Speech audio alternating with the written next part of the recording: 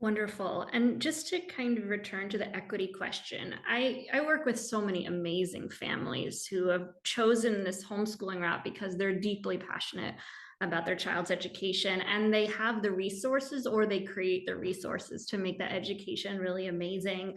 Ranging from single moms who are on welfare or people who one parent quits a job, or sometimes they even move to, Mexico so that they can afford homeschooling. There's one single mom who went and worked on this farm in Guatemala with her kids so her kids could learn Spanish. It was a volunteer organization to protect um, the environment. And so parents are doing incredible things, but because I have been a teacher in the public education system and private education system, it's not wealth related, and because I know other leaders in this space, I do know that that's not the situation for every child, and that there are children who are not learning to read, who are not learning to write, who are badly neglected.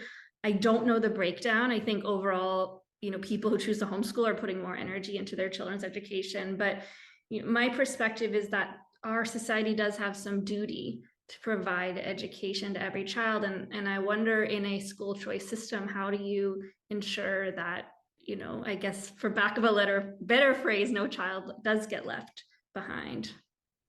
Right. And obviously, a lot of kids are being left behind today. And so the Yes. question is, in a world of customization, um, part of the theory is that if the educational resources are able to be flexible enough to meet the needs of each kid, um, that's an important improvement.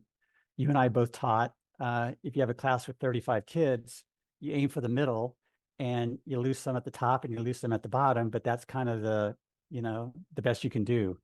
And and the bell rings, and those 35 leave, and then another 35 come in, and you shoot for the middle again.